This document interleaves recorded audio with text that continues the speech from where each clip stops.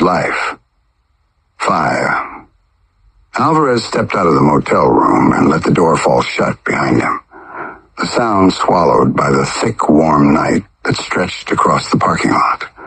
Gravel shifted under his boots as he moved, the ground uneven, the lighting low and uncertain.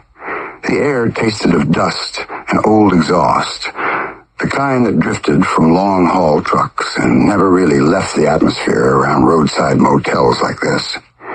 He scanned the line of vehicles with a calm precision that masked the tension sitting in the back of his ribs. He didn't need much fuel, just enough to keep moving, enough to get a distance, enough to buy time. He spotted the sedan parked crooked near the trash bins, its front bumper sagging, one headlight clouded with age. A car like that belonged to someone who wouldn't notice 2 missing liters until next week. He approached it with steady steps, the hum of a distant highway folding over him in low vibrations. His pocket knife rested warm against his thigh. The coil of hose he'd sliced from the motel's forgotten garden line hung from his hand, the end slightly frayed from the cut. He'd learned this trick from the only man who ever taught him anything that mattered. His father standing behind the house years ago, showing him how to take what the world refused to hand over freely. Fuel keeps you alive, the old man had said. A waiting kills faster than bullets. Alvarez knelt beside the sedan, angling himself so the shadows hit him from the office window. He uncapped the tank and slid the hose in, listening for the faint shift in tone that told him it had settled in the reservoir. He lowered his head, drew in a sharp pull of air through the rubber, and tasted the sting of fumes before the fuel reached the bin. The moment the liquid rose in the line, he snapped the bottle open and fed the stream into the plastic throat. Gasoline rushed downward in a smooth, obedient line, filling the bottle with a faint tremor that vibrated against his fingers. He kept the process controlled, eyes steady, posture firm. The smell curled around him with a sharp, metallic bite. He let it fill the space without reacting, let it settle into his skin, focusing only on the steady rise of liquid inside the container. People always underestimated how much could be pulled from a tank by gravity alone. They thought siphoning left you with a handful of drops. They'd never done it properly. They never understood angles, timing, or patience. Alvarez did. When the fuel reached the brim, he pinched the hose, stopping the flow with a practiced motion. He drew the line free, capped the bottle, and wiped his mouth with the back of his wrist. The taste burned faintly along his gums, but he didn't spit. He'd grown up with worse in his mouth than gasoline. He tucked the hose beneath the car where no one would see it, then straightened, stretching the stiffness from his neck as he walked toward the bike waiting beneath the flickering security lamp. The machine leaned on its stand with the posture of something half asleep, but the moment he approached, the world narrowed into a silent exchange between man and metal. He twisted off the tank cap and poured the fuel with steady hands. The liquid hit the bottom with a solid note that reassured him more than any words could.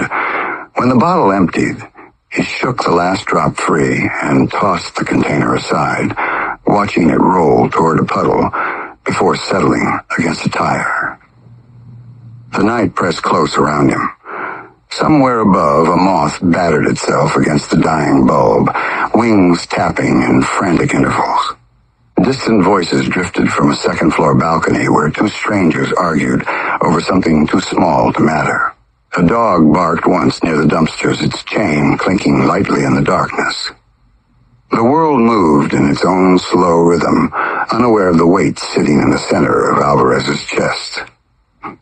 He slid the gas cap back into place and rested his palm on the seat. The vinyl felt cool beneath his skin, grounding him in a way nothing else had in days.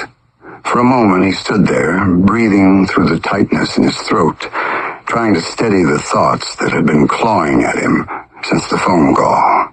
Rage had burned through him earlier, hot and blinding. Now something colder crept in beneath it, something that made his spine stiffen and his breath settled into a quieter, heavier pattern. He turned his head and scanned the lot one more time. No movement, no engines, no shadows shifting in the corners where shadows didn't belong. Still, the sensation lingered, the faint, unmistakable awareness of being watched by the night itself, as if the darkness took an interest in the choices he made. He stepped back, looking at the bike the way a soldier looks at a weapon before stepping into a fight he didn't want but couldn't avoid. The machine had carried him through storms, across state lines, down roads where men disappeared without stories attached to their names. It knew the weight of him. It knew the way he leaned when he doubted himself and the way he tightened his grip when he didn't. He placed both hands on the bars, feeling the faint residue of earlier ride still clinging to the metal. The quiet of the lot deepened. A train rumbled somewhere far off, its horn dragging across the sky like a warning meant for someone else entirely. The night didn't move. The world didn't change. But Alvarez did.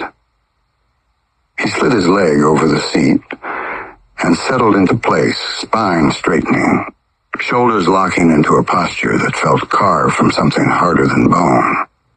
He turned the key. The engine didn't roar. It woke. The sound blossomed through the air with a steady, low resonance that settled into his chest and pushed back the silence pressing around him. He stared down the length of the lot toward the empty road waiting beyond the motel sign. He didn't know what waited beyond the next mile. He didn't know if the night would give him answers or more ghosts. But he had fuel. He had direction. And the world had just made a mistake. The hitman had been waiting for hours, long before the bar filled with the stink of spilled liquor and the kind of loneliness men carried like hidden bruises. He sat in the back corner where the room bent into shadow, a table marked by scratches and burns from nights no one cared to remember. His coat draped around him like armor, collar raised just enough to hide the lower half of his face, his gloved fingers resting near the handle of a half-empty glass he'd never once sipped. Nothing about him moved unless purpose required motion. The bar's noise churned, bad singing near the jukebox, murmurs of men afraid to go home, the bartender's tired chuckle when someone tried to flirt for the third time. But all of it hovered outside the circle of stillness surrounding the hitman. His focus stayed locked on Alvarez's cousin, slumped 3 stools down. Mateo, sloppy, loud. A man who confused survival with luck and assumed luck owed him something. He leaned sideways into the bar, mumbling half-shaped thoughts to the bartender, as if dragging words out of a fog only he could see. His shirt was stained, collar crooked, silver chain glinting beneath the mess. He kept tapping the empty rim of a shot glass, insisting it had been full a moment earlier. It hadn't. The hitman watched the rhythm of the man's breathing, the shake in his fingers, the way his shoulders sagged deeper each time he lost track of the story he was trying to tell. He didn't hear Mateo's words. He didn't need to. Men condemned themselves long before someone like him was sent to close the door. Mateo swayed in place, nodded to no one, and finally pushed himself off the stool with an unsteady grunt. He stumbled toward the hallway at the back of the bar, one hand on the wall to keep himself upright. The bartender called after him half-heartedly, more out of routine than concern. Mateo muttered something in return and vanished down the corridor. The hitman gave him a 10-second lead. Then he rose. His chair's legs whispered against the floorboards. No one noticed. No one ever noticed him until he wanted them to. He moved down the hallway with a steady gait that made no impression on the air. Posters peeled from the walls, the kind of decor slapped up decades earlier and left to rot in the heat of too many bodies. The distant music crackled through the thin walls, a cowboy's mournful ballad sliding beneath the beat of conversation. The hitman reached the restroom door. Mateo hadn't locked it. Of course he hadn't. The hitman slipped inside and closed the door behind him with a soft click. The light cast a weak gold across the cracked tile, shadows pooling in the corners. Mateo stood hunched over the sink, palms pressed on the porcelain, head hanging low as if the weight of the night dragged at him. His breath came out in wet bursts, the kind that tasted like regret. He didn't hear the hitman step behind him. He didn't turn. He didn't sense the shift. Men who lived sloppy died sloppy. The hitman moved with a clean, decisive motion, one hand locking around Mateo's forehead, wrenching his head back, the other sliding the blade beneath the jawline with a precision that had been practiced into instinct. Mateo's gasp strangled itself against the hand covering his mouth. His feet kicked once against the tile, then buckled. The blade drew across the throat in a single, practiced drag, opening a line that spilled down his shirt in a hot, steady ribbon. Mateo's body convulsed, fingers scraping at the sink, then slipped. The hitman guided him down, lowering him with the efficiency of a man placing a tool back into its drawer. Mateo's knees hit the floor with a dull thud. His torso slumped sideways against the base of the toilet, blood tracing a spreading arc across the cracked linoleum. His eyes stared at nothing, slackened into the final quiet. The hitman wiped the blade against Mateo's shirt. He lifted the man's chin briefly, studying the expression that lingered in the slackened muscles. Confusion, not fear. The dead rarely understood what had claimed them. The hitman rose, adjusted his coat, and stepped back to the mirror. His reflection looked exactly as he expected, flat, undisturbed, eyes carrying no flicker of exertion. He locked the bathroom from inside, hooked the bolt into place with a quick upward flick. No one would try it for at least 10 minutes, maybe longer. Men avoided silence in bars. They avoided locked bathrooms even more. He slipped out through the maintenance door into the alley, the motion smooth, rehearsed.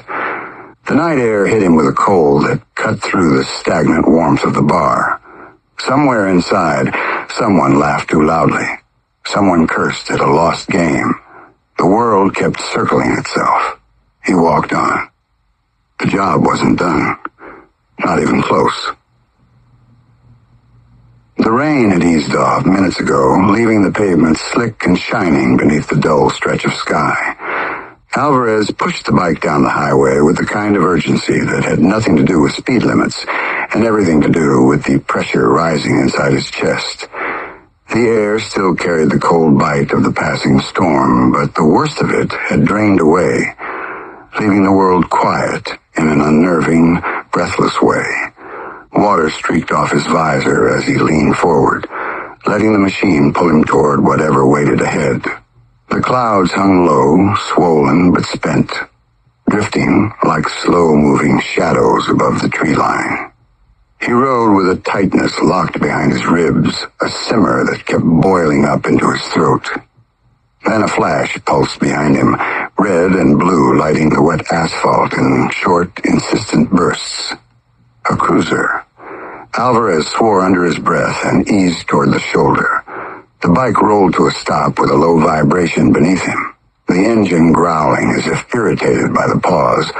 The wet gravel hissed under the cruiser's tires as it pulled in behind him. The officer stepped out, adjusting the brim of his hat, boots sinking slightly in the soaked shoulder. He approached with a steady, practiced gait, keeping a measured distance. Alvarez lifted his visor, feeling the cold air sweep across his face. "Blocked your way over," the officer said, voice calm but firm. "License." Alvarez's pulse thumped hard enough to make his fingers twitch. His jaw clenched around words he couldn't form. The officer stepped a little closer, hand hovering near his belt.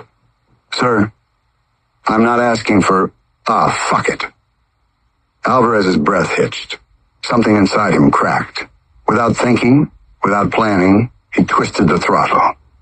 The bike lurched forward with a violent kick, spraying the leftover rainwater behind him. The officer jumped back, shouting something he didn't hear. The tires grabbed the wet asphalt, and launched him down the road, the cruiser swinging out in pursuit. The chase snapped alive in an instant. The world slid past him in a smear of dark branches, guardrails gleaming with thin films of water, and the lingering glisten of puddles left in shallow dips along the asphalt.